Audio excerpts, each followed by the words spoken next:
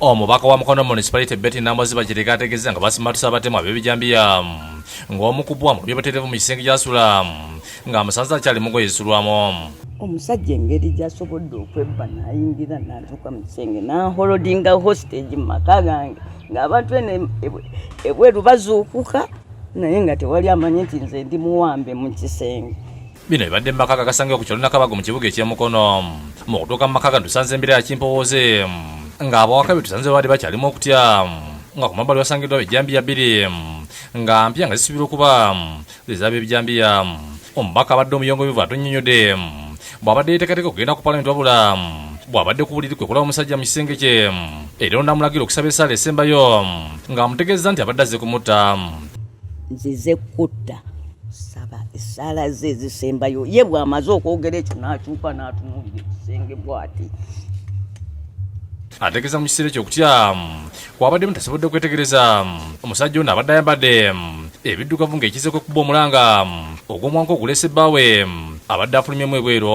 Asanze omusajja ndiko ansazeeko akyatunudde ku kisenge bw'ati naye nga nze ansazeeko ali wali akutte wano munda mu kooti bw'ati tetumanyi simanyi oba alina mmundu oba alina kiso simanyi oba bagenderedde kunteekamu kyekango simanyi oba bazze ng'eki nga warningi.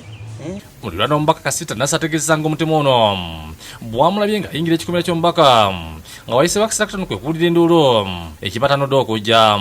Zolabakkirira mu nnyumba wali wabaddewo omuwala n'aggulawo kateni nayagala omuyimiriza nga tayimira ne yeetoola bw'avudde n'ayingira mu nju.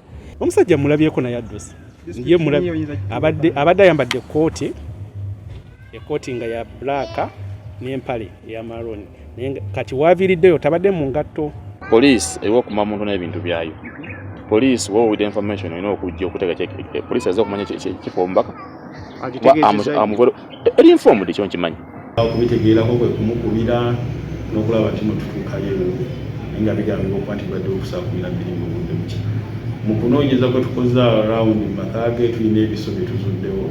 Ebyo nga YouTube blogger Fred Kajibi akazibwako eri alumbuye ayimbuddwa mu komera Butuluki yabadde akuyimba okumala ekiseera ekikunukkiriza myezi 6 amulirika alumbuye okuteebwa akasiddwa munnamateeka Muwaddanku Nnyingi era nga ne minisita w'ekisikirize obw'ensonga ez'ebweru w'eggwanga. Mu luvannyuma lwe lwatuusiza ku palamenti Muwada ategeeza nga byasitukiramu n'akwataganira mu ne bannamateeka balwanirira eddembe ly'obuntu b'Obutuluki ne basobola okussayo okusaba eri gavumenti ya Butuluki lumbuye okwesibwa mu komera ly'abagwira eriyitibwa Kokyali afuna eddembe lye abayita amateeka g'e Butuluki n'agensi yonna ekintu gavumenti ya Butuluki yakkiriza.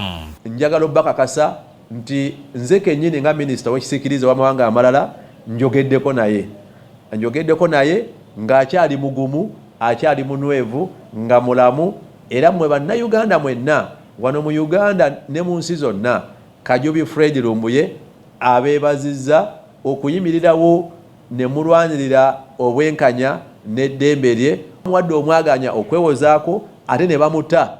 Tulowooza nti batukoze bulungi era twongera kukubiriza gavumenti ya Turkey